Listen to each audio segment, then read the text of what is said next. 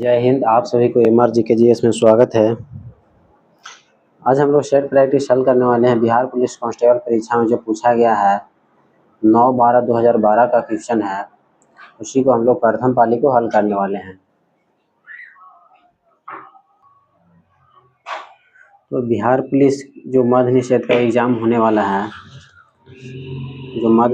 भी एग्जाम होने वाला है और इसका डेट आउट हो गया है, जिसमें 14 तारीख को और 17 तारीख को होना है, छठा महीना में। तो आप लोग जल्द से जल्द जितना हो सके सेट प्रैक्टिस कर लें। 15 दिन अभी और समय बचा हुआ है। तो पहला क्वेश्चन देखेंगे, सूफी जाने जाते हैं। पहला क्वेश्चन क्या है? सूफी जाने जाते हैं। ऑप्शन नंबर ए में है ईसाई संत के नाम से। सूफी जाने जाते हैं ईसाई संत के नाम से। दूसरा में है हिंदू संत के नाम से। सी में है मुस्लिम संत के नाम से। डी में है बौद्ध संत के नाम से। तो सूफी जाने जाते हैं मुस्लिम संत के नाम से। ऑप्शन नंबर सी हो जाएगा राइट आंसर, मुस्लिम संत के नाम से। अगला क्वेश्चन देखेंगे, ईस्ट इंडिया कंपनी का भारत में पदार्पण हुआ, यानी ईस्ट इंडिया कंपनी भारत में कब आया था? ईस्ट इंडिया कंपनी पूछ रहा है भारत में कब आया था। तो ईस्ट इंडिया कंपनी भारत में कब आया था? 1600 ईस्वी पूर्व में। ईस्ट इंडिया कंपनी भारत में कब आया था? 1600 ईस्वी पूर्व में। आगे देखिए, भारतीय जनता पार्टी की स्थापना किस वर्ष हुई थी? भारतीय जनता पार्टी की स्थापना किस वर्ष हुई थी? भारतीय जनता पार्टी की स्थापना किस वर्ष हुई थी? 1980 में। भारतीय जनता पार्टी का जो स्थापना हुआ था वो 1980 ईस्वी में हुआ था। आगे देखेंगे, भारत में संपूर्ण क्रांति का आह्वान किसने किया था? भारत में संपूर्ण क्रांति का जो आह्वान हुआ था वो किसने किया था? ऑप्शन नंबर ए में है महात्मा गांधी, बी में है सुभाष चंद्र बोस, सी में है लालू प्रसाद यादव, डी में है जयप्रकाश नारायण। तो संपूर्ण क्रांति का जो आह्वान किया था भारत में वो किसने किया था? जयप्रकाश नारायण ने किया था। संपूर्ण क्रांति का आह्वान किसने किया था? जयप्रकाश नारायण ने। ऑप्शन नंबर डी हो जाएगा राइट आंसर। आगे देखेंगे 5 नंबर क्वेश्चन, निम्नलिखित में से किस देश में प्रत्यक्ष लोकतंत्र स्थापित है? पूछ रहा निम्नलिखित में से किस देश में प्रत्यक्ष लोकतंत्र स्थापित है? तो ऑप्शन नंबर ए में है भारत, बी में है इंग्लैंड, सी में है स्विट्जरलैंड, डी में है नेपाल। तो option number right answer C हो जाएगा, स्विट्जरलैंड में प्रत्यक्ष लोकतंत्र स्थापित है। स्विट्जरलैंड में प्रत्यक्ष लोकतंत्र स्थापित है। आगे देखेंगे 6 नंबर क्वेश्चन देखेंगे, राज्यों में राज्यपालों की नियुक्ति कौन करता है? बोला राज्यों में राज्यपाल की जो नियुक्ति होता है वो कौन करता है? ऑप्शन नंबर ए में है प्रधानमंत्री, बी में है राज्य के मुख्यमंत्री, सी में है राष्ट्रपति, डी में है भारत के मुख्य न्यायाधीश।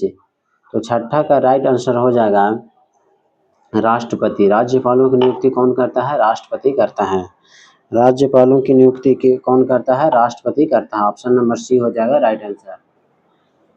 आगे देखेंगे, निम्न में से विधान परिषद किस राज्य में नहीं है? बोला है किस राज्य में विधान परिषद नहीं है?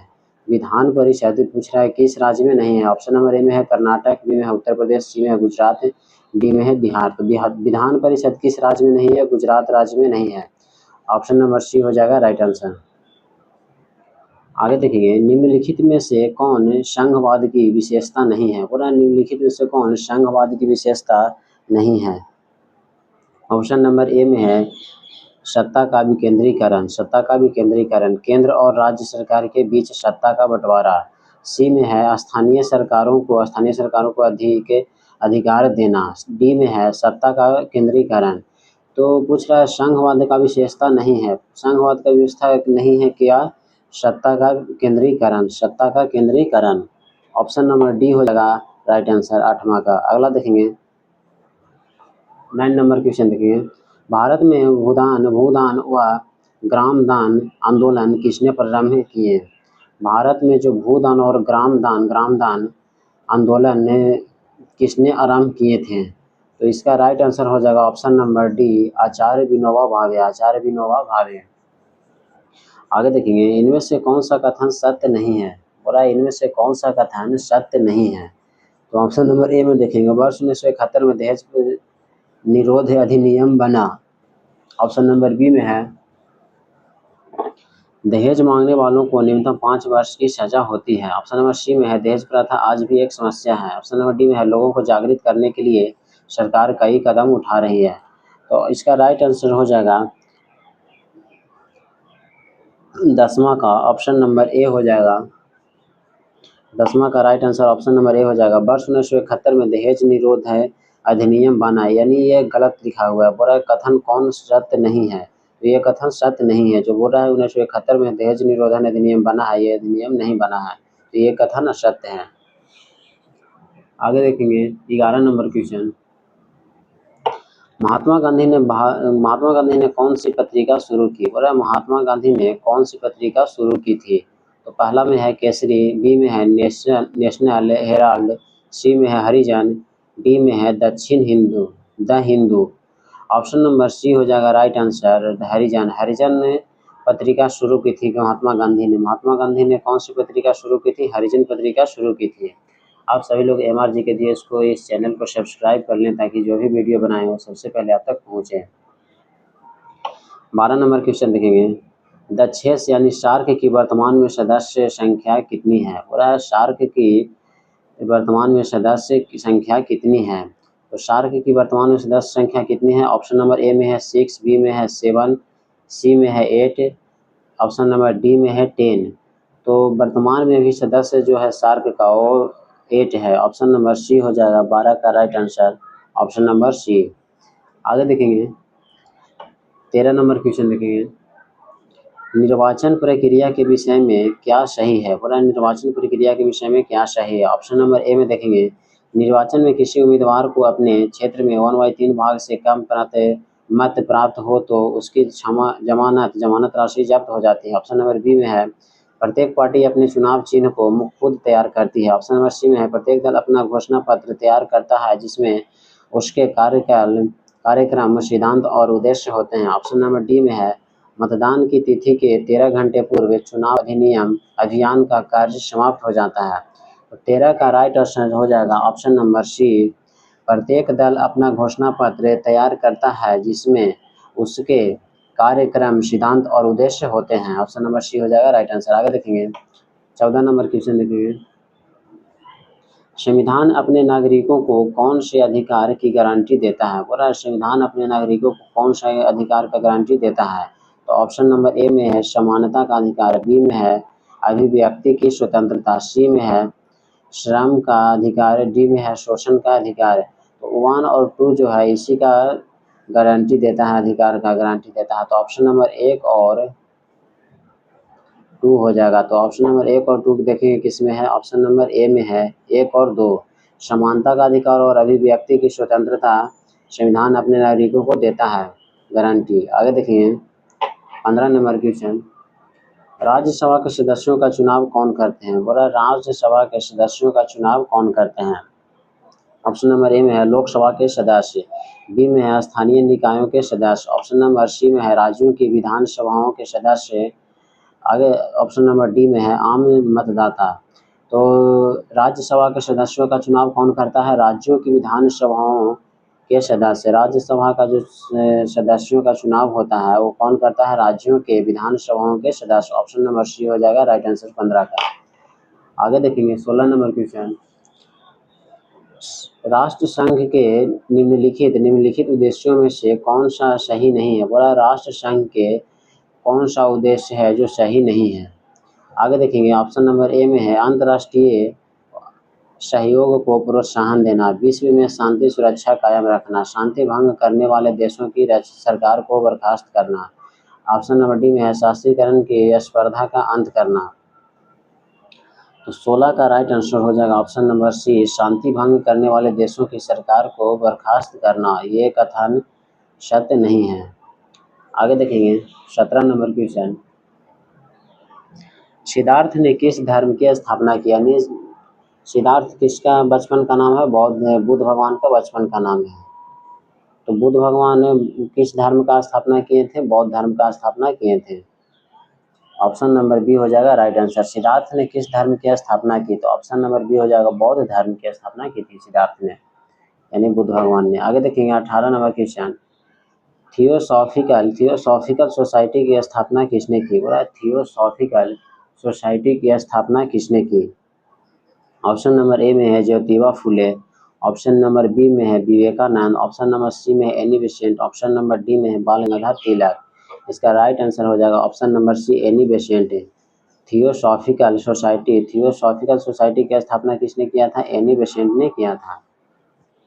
आगे देखेंगे किस घटना को द्वितीय विश्व युद्ध का ड्रेस रिहर्सल कहा जाता है? बोला किस घटना को द्वितीय विश्व युद्ध का ड्रेस रिहर्सल कहा जाता है? 19 का ऑप्शन नंबर बी हो जाएगा राइट आंसर। स्पेन का गृह युद्ध है। स्पेन का गृह युद्ध को ही द्वितीय विश्व युद्ध का ड्रेस रिहर्सल कहा जाता है। स्पेन का गृह युद्ध को द्वितीय विश्व युद्ध का ड्रेस रिहर्सल कहा जाता है। ऑप्शन नंबर बी हो जाएगा राइट आंसर। आगे देखेंगे स्वराज पार्टी का प्रथम सम्मेलन कहाँ हुआ? पूरा स्वराज पार्टी का प्रथम सम्मेलन कहाँ हुआ था? ऑप्शन नंबर बी हो जाएगा राइट आंसर इलाहाबाद में। इलाहाबाद में स्वराज पार्टी का प्रथम सम्मेलन कहाँ हुआ था? इलाहाबाद में।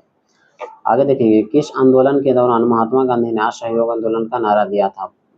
किस आंदोलन के दौरान महात्मा गांधी ने असहयोग आंदोलन का नारा दिया था? तो ऑप्शन नंबर सी हो जाएगा खिलाफत आंदोलन। खिलाफत आंदोलन के दौरान महात्मा गांधी ने असहयोग आंदोलन का नारा दिया था। आगे देखेंगे इनमें से कौन अमेरिकी स्वतंत्रता संग्राम का परिणाम नहीं है? बोला इनमें से कौन अमेरिकी स्वतंत्रता संग्राम का परिणाम नहीं है? ऑप्शन नंबर ए में है संयुक्त राज्य अमेरिका का उदय एक शक्तिशाली राष्ट्र के रूप में हुआ। ऑप्शन नंबर बी में है एडम स्मिथ के लैसेज फेयर के सिद्धांत को मजबूती मिली। ऑप्शन नंबर सी में है सार्वजनिक वयस्क मताधिकार की स्थापना हुई। ऑप्शन नंबर डी में है इंग्लैंड में जल्द ही कई सुधार लागू हुए। तो 22 का राइट आंसर हो जाएगा ऑप्शन नंबर डी इंग्लैंड में जल्द ही कई सुधार लागू हुए। ये ऑप्शन नंबर डी हो जाएगा राइट आंसर 22 का। आगे देखेंगे सविनय अवज्ञा आंदोलन की शुरुआत कब हुई? बोला सविनय अवज्ञा आंदोलन की शुरुआत कब हुई थी? 1930 ईस्वी में। राइट आंसर इसका हो जाएगा 1930 ईस्वी में। गांधी इरविन समझौता कब हुआ था? 1931 ईस्वी में। गांधी इरविन समझौता कब हुआ था? 1931 ईस्वी में। सविनय अवज्ञा आंदोलन कब हुआ था? 1930 ईस्वी में। ऑप्शन नंबर सी हो जाएगा। आगे देखेंगे ईश्वर चंद्र विद्यासागर ने किस क्षेत्र में सहयोग दिया? बोला ईश्वर चंद्र विद्यासागर ने किस क्षेत्र में सहयोग दिया? तो इसका राइट आंसर हो जाएगा ऑप्शन नंबर बी महिला सशक्तिकरण। महिला सशक्तिकरण। ईश्वर चंद्र विद्यासागर ने किस क्षेत्र में सहयोग दिया था? महिला सशक्तिकरण में। महिला सशक्तिकरण में। ऑप्शन नंबर बी हो जाएगा राइट आंसर। आगे देखेंगे इनमें से किसका उपनाम सीमांत गांधी था? बोला इनमें से किसका उपनाम सीमांत गांधी था? ऑप्शन नंबर ए में है खान अब्दुल गफ्फार खान, बी में है मोहनदास गांधी, सी में है लाला लाजपत राय, डी में है गोपाल कृष्ण गोखले। तो ऑप्शन नंबर ए हो जाएगा इसका राइट आंसर। खान अब्दुल गफ्फार खान को ही सीमांत गांधी का उपनाम है। सीमांत गांधी उपनाम है खान अब्दुल गफ्फार खान का ही। आगे देखेंगे 26 नंबर क्वेश्चन।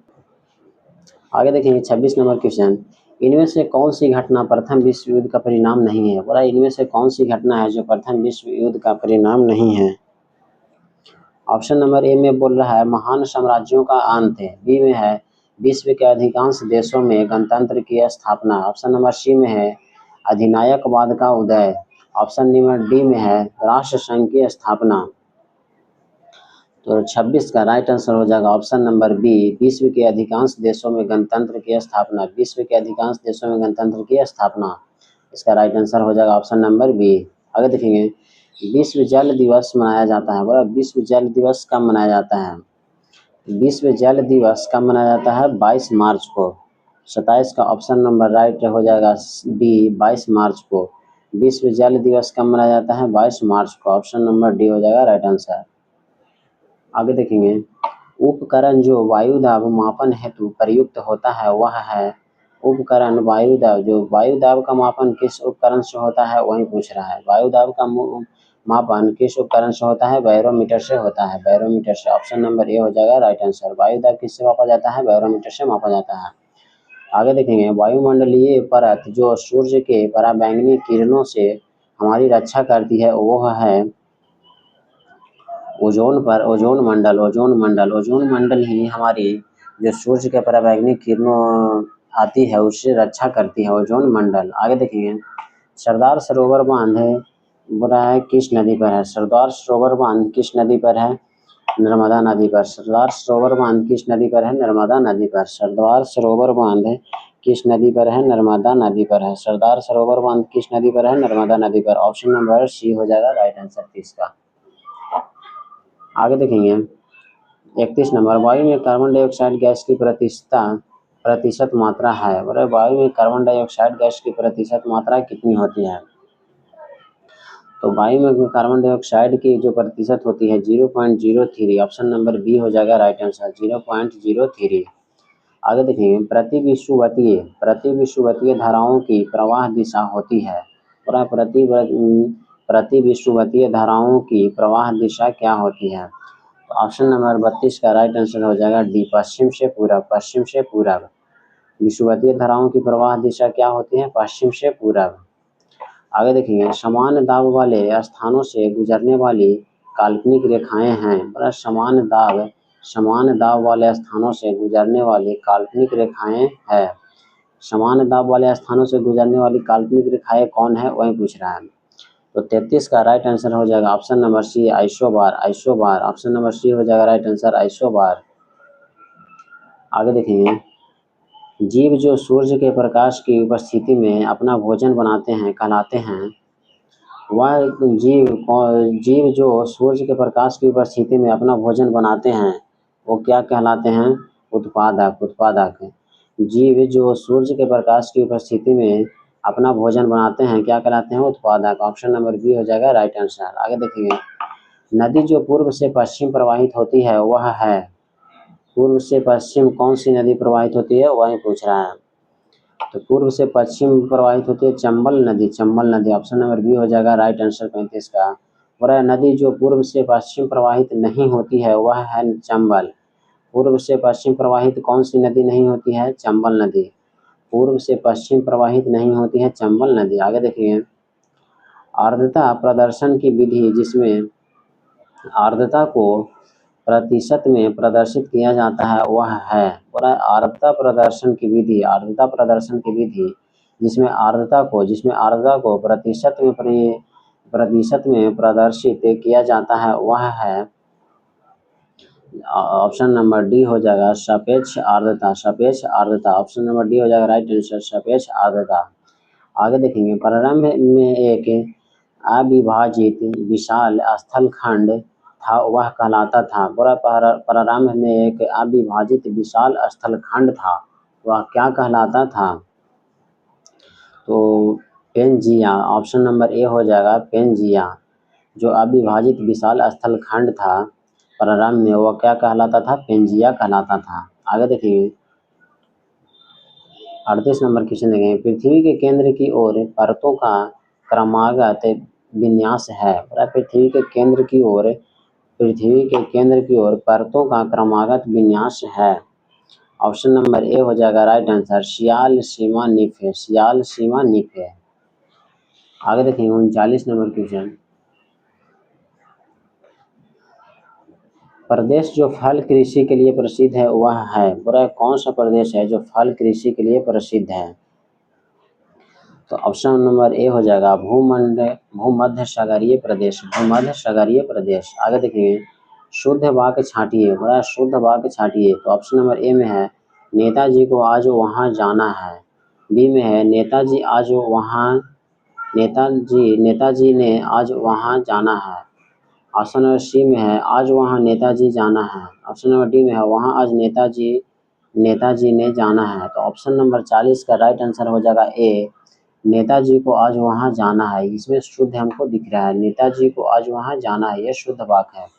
आगे देखेंगे 41 नंबर वर्णों का सार्थक समूह क्या कहलाता है? बोला वर्णों का सार्थक समूह क्या कहलाता है? शब्द कहलाता है। ऑप्शन नंबर बी हो जाएगा राइट आंसर। वर्णों का सार्थक समूह क्या कहलाता है? शब्द कहलाता है। वर्णों का सार्थक समूह क्या कहलाता है? शब्द कहलाता है। आगे देखेंगे आ है। आ का जो अलंकार होता है वो पूरा आ है। 42 का राइट आंसर हो जाएगा ऑप्शन नंबर सी अयोग वाह। आगे देखेंगे व्यवहार और मत शब्दों के सही पर्याप्त हैं। व्यवहार और मत के सही शब्दों का पर्याप्त क्या है? आचार और विचार। आगे देखेंगे व्यंजन संधि के उदाहरण हैं। व्यंजन संधि का उदाहरण कौन है? उल्लास संगम संभावना। उल्लास संगम संभावना, ऑप्शन नंबर डी हो जाएगा राइट आंसर, उल्लास संगम संभावना। आगे देखेंगे समाज में आज भी सीता सावित्रियों का महत्व है। बोला समाज में आज भी सीता सावित्रियों का महत्व है। यहाँ रेखांकित शब्दों का प्रयोग हुआ है। बोला यहाँ ये जो रेखांकित शब्द है इसमें कौन से रेखांकित शब्द का प्रयोग हुआ है? तो 45 का ऑप्शन नंबर सी हो जाएगा, व्यक्तिवाचक संज्ञा का जातिवाचक के रूप में। व्यक्तिवाचक संज्ञा का जातिवाचक के रूप में हुआ है। आगे देखेंगे बालक ने रोटी खाई। बालक ने रोटी खाई रेखांकित शब्द का पद परिचय है। 46 का ऑप्शन नंबर डी हो जाएगा राइट आंसर, सकर्मक। सकर्मक क्रिया एक वचन स्त्रीलिंग अन्य पुरुष भूतकाल कर्तवाचक। आगे देखेंगे पंचशील का प्रतिपादन किस वर्ष हुआ? पंचशील का प्रतिपादन किस वर्ष हुआ था? तो 47 का ऑप्शन नंबर बी हो जाएगा 1955 में। पंचशील का प्रतिपादन किस वर्ष हुआ था? 1955 में। पंचशील का प्रतिपादन किस वर्ष हुआ था? 1955 में। आगे देखेंगे अंतर्राष्ट्रीय महिला दिवस कब मनाया जाता है? अंतर्राष्ट्रीय महिला दिवस कब मनाया जाता है? 8 मार्च को। अंतर्राष्ट्रीय महिला दिवस कब मनाया जाता है? 8 मार्च को। ऑप्शन नंबर बी हो जाएगा राइट मार्च। आगे देखेंगे रामचरितमानस किसने लिखी?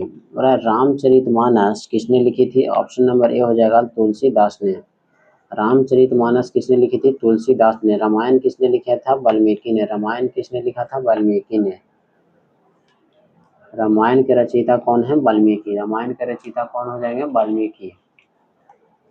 रामायण के रचयिता हो जाएंगे वाल्मीकि और रामचरितमानस के जो रचयिता हैं कौन है? तुलसीदास। रामचरितमानस के जो रचयिता हैं कौन है? तुलसीदास। 50 नंबर क्वेश्चन देखेंगे भारतीय रुपये का नया प्रतीक आर किसने तैयार किया? पूरा भारतीय रुपया का जो आर लिखा रहता है वो किसने तैयार किया है? तो ऑप्शन नंबर बी हो जाएगा डी उदय कुमार ने। डी उदय कुमार ने। ऑप्शन नंबर बी हो जाएगा right answer, D Uday Kumar ने। आगे देखेंगे फूलों की घाटी कहाँ स्थित है? बोला फूलों की घाटी कहाँ स्थित है? तो फूलों की घाटी कहाँ स्थित है? उत्तराखंड में स्थित है। फूलों की घाटी कहाँ स्थित है? उत्तराखंड में स्थित है। फूलों की घाटी कहाँ स्थित है? उत्तराखंड में स्थित है। आगे देखेंगे अमजद अली खान इनमें से किस वाद्य यंत्र से संबंधित है? बोला अमजद अली खान इनमें से किस वाद्य यंत्र से संबंधित हैं? तो 52 का राइट आंसर हो जाएगा सरोद से संबंधित है। बोला रेड क्रॉस संस्था के संस्थापक कौन थे? रेड क्रॉस संस्था के संस्थापक कौन थे? Gene Henry Dunant. Red cross संस्था के संस्थापक कौन थे? Gene Henry Dunant. आगे हम लोग नेक्स्ट क्लास में देखेंगे, इससे आगे हम लोग नेक्स्ट क्लास में हल करेंगे। तो आप लोग रेगुलर जितना से जितना हो सके लास्ट समय में सेट प्रैक्टिस करें और इस चैनल को सब्सक्राइब कर लें। रेगुलर हम लोग सेट प्रैक्टिस इस चैनल पर कराया जा रहा है। तो लास्ट समय में अब 14 और 17 को ज़्यादा समय नहीं बचा हुआ है, मात्र 15 से 20 दिन है। इसमें जितना से जितना हो सके तो सेट प्रैक्टिस कीजिए। जय हिंद। आगे नेक्स्ट क्लास में हम लोग देखेंगे।